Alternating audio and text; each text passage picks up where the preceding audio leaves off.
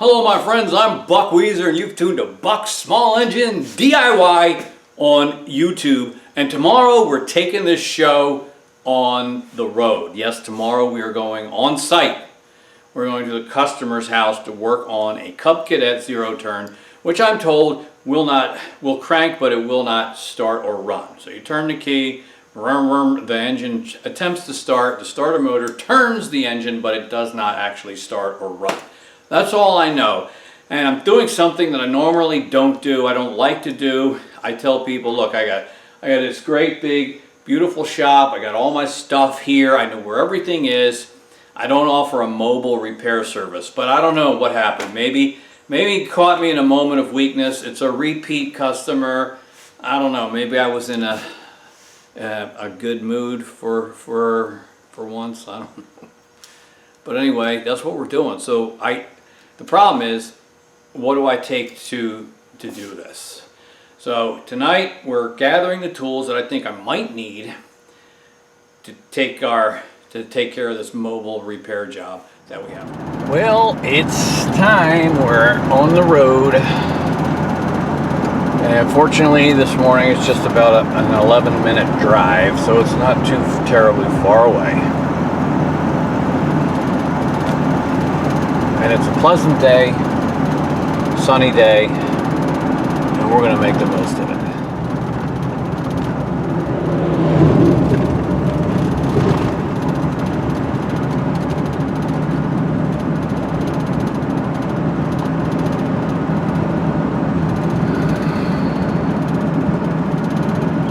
All right, we are here. It's a very beautiful property.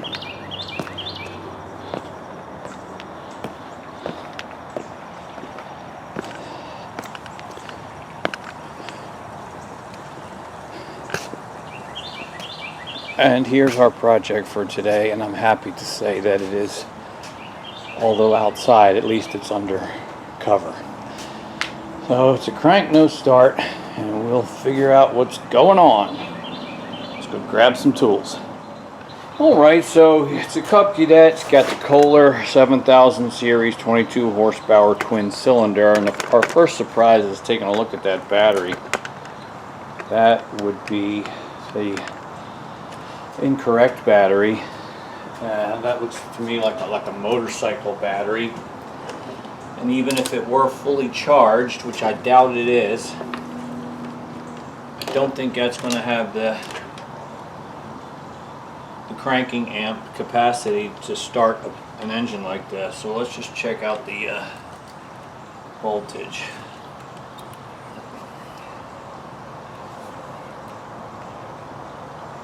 .75 volts, so it's not charged. I mean, I could put my charger on it and see if we can get some juice to see if this guy will crank for us.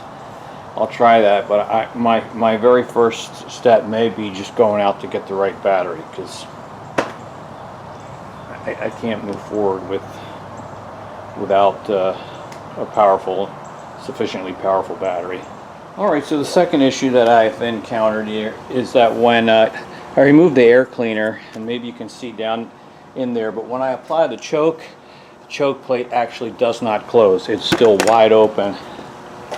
I moved the lever all the way forward into the choke position, but if you take a look down there,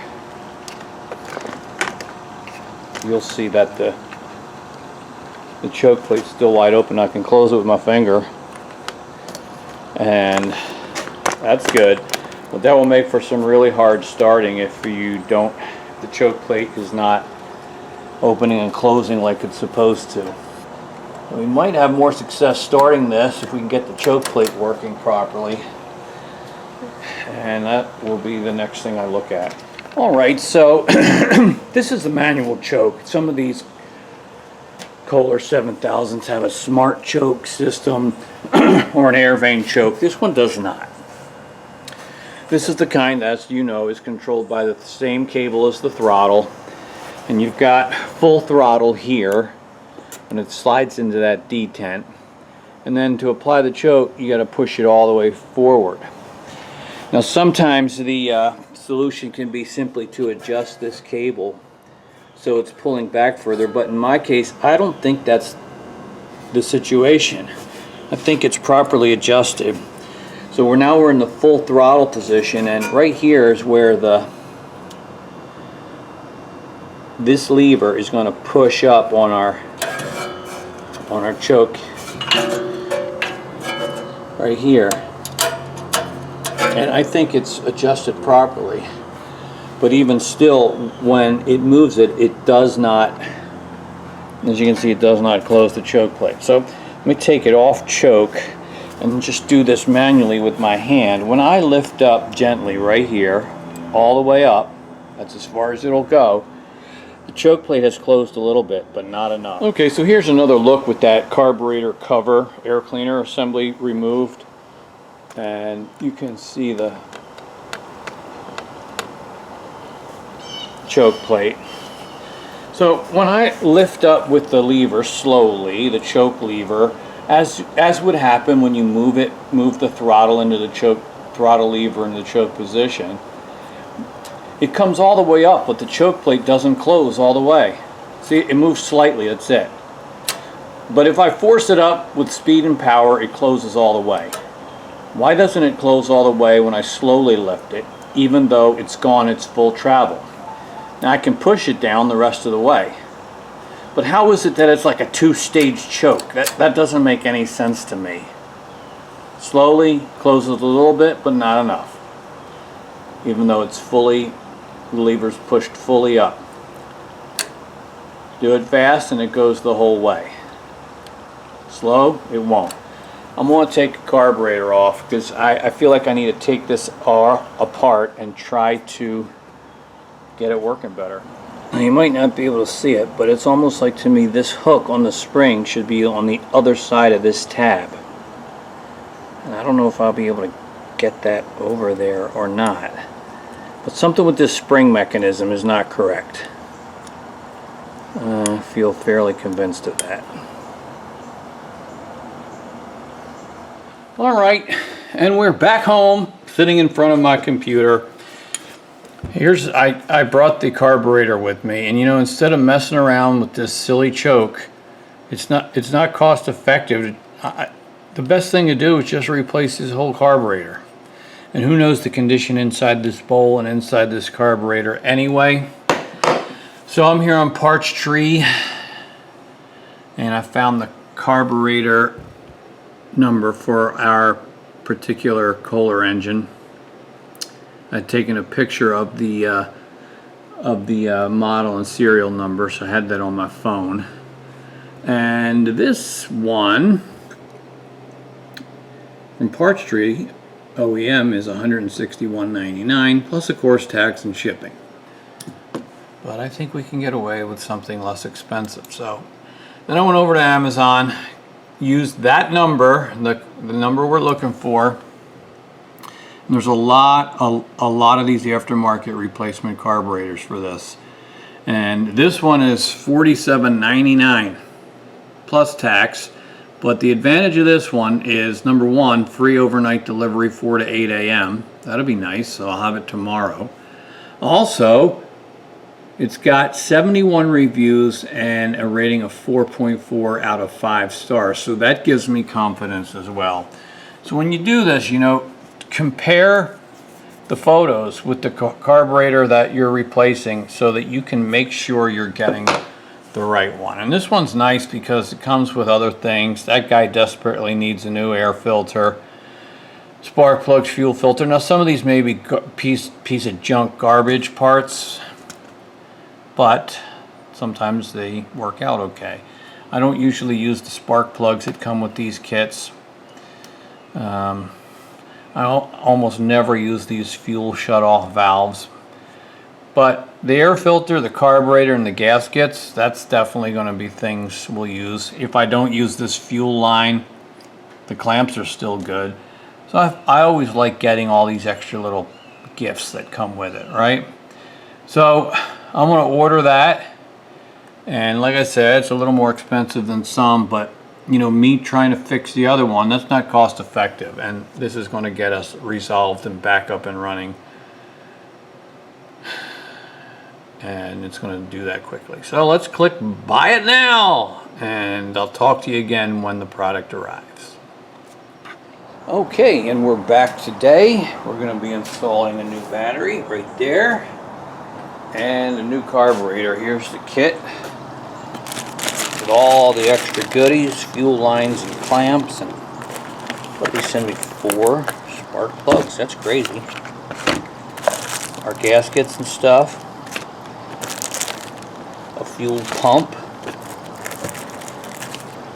pulse line tubes, well, a lot of stuff.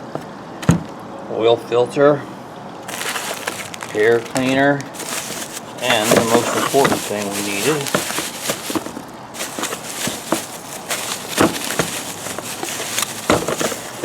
is our carburetor. Alright. And it does look like the choke plate is working properly on this one, like it's supposed to. So let's get started. So let's install this carburetor, and I'll show you the steps that I take. Makes it easier if you do it in this particular sequence. So first we need to put on a new gasket that comes with the carburetor. Not sure if it's that way or is it this way. I think that's pretty good right there. So here's the carburetor, and if you follow these steps, here's the linkage for the throttle shaft. So I'm going to install that first onto the carburetor. And I've got to take this little insert, white plastic insert off the old one, and press that into here. So we're reusing it.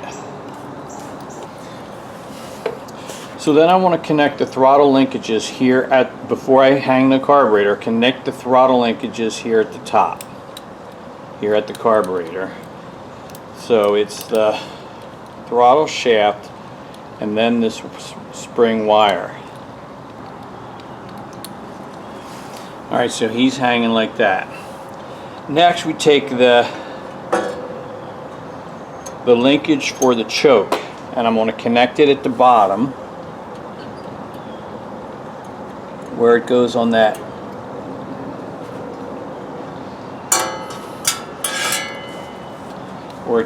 the choke lever down here,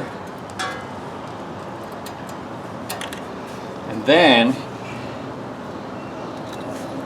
connect it to the carburetor before sliding the carburetor onto the posts.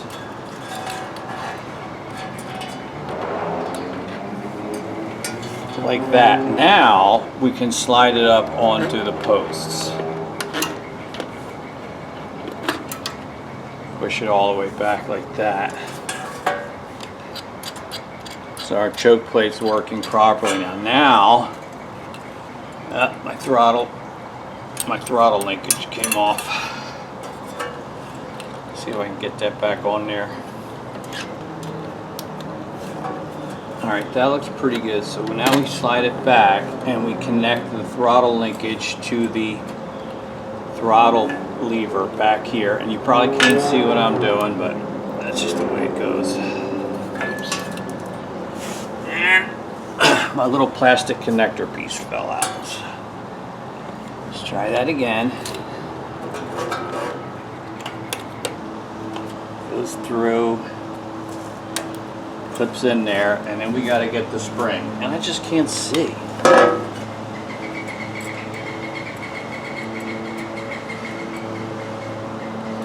There we go. So it's on there. We got the throttle shaft connected and the spring, that linkage, and our choke. So with it up there, you can see now that our choke plate is closing fully like it's supposed to. Let's try it with the throttle lever here at the controls. Yep, it's working like it should. Fabulous. So because the carburetor bowl is completely empty, I'd like to try to add some fuel.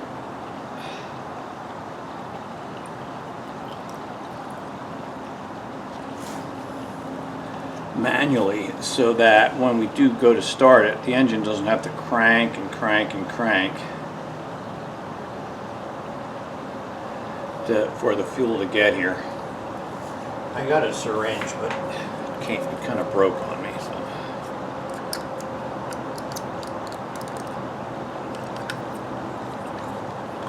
It's going in like a funnel. It's just really slow.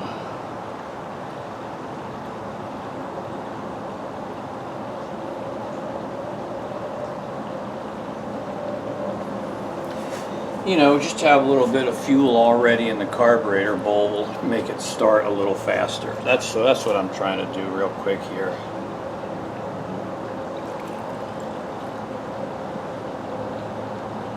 Just like that.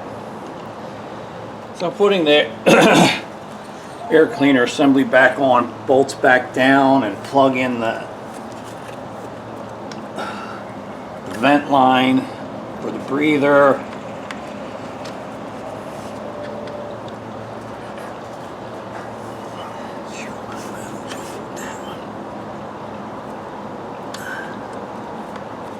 Giving me trouble.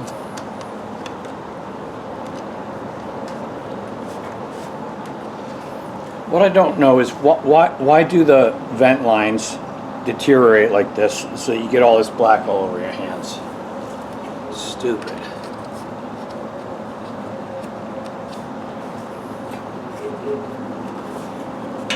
And the fuel tank vent on this side.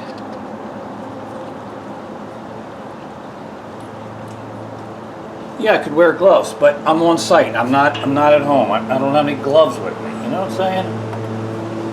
It's the kind of stuff that frustrates me about mobile repair service.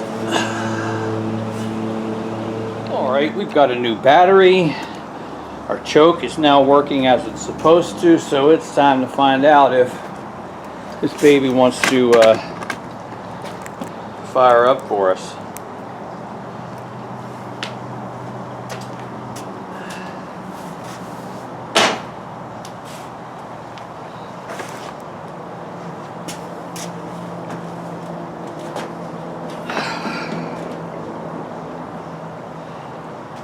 All the way up the choke, off, sticks on the outside.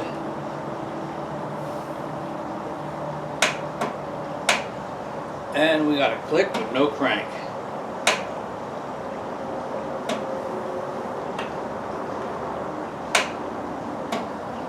Something else for us to diagnose, I guess.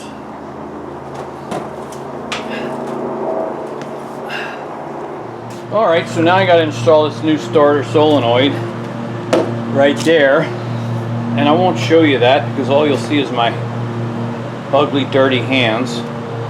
But remember, and you did this when we took it off, you got to disconnect the positive cable from the battery. You don't want to do it with that connected. So then this guy's going to bolt to the side there. I had taken a picture before I took it off so I could see how it all goes back together, even though it's very, very simple. And I'll do that, and then we'll see if this guy wants to start and run for us. Then we come to our moment of truth to see if this will start. Choke plate's closed, that's perfect.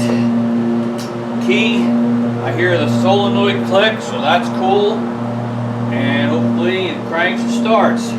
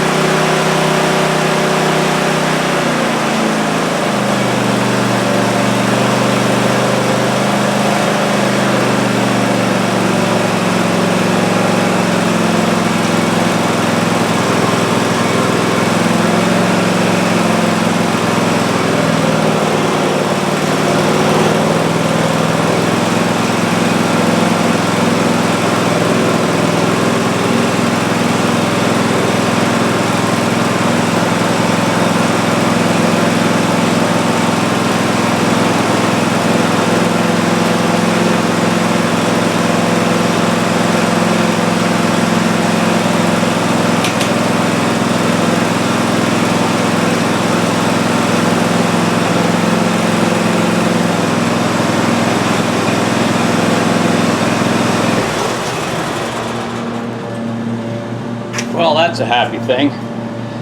Yes, so I took the throttle down to low, idle, and it didn't really slow down, did it? So I just had to adjust that idle speed screw on the carburetor. But that started and ran real nice, so that makes me feel happy. I should probably take it for a little drive, just to make sure it is all good, and maybe while I'm here do some engine maintenance. That's really hard to do, you know, changing oil at somebody else's place. But if I can get it done, I might. Otherwise, I'll tell them, all right, now that it runs and starts, you got to get it back to my shop for the rest of the maintenance. But we did it, it's back up and running. That feels pretty good, doesn't it? Well, that's it. We are on the way home. Took 3 trips out here to finish this. And it's kind of one of the reasons why I really don't offer mobile repair service. It's just a lot harder.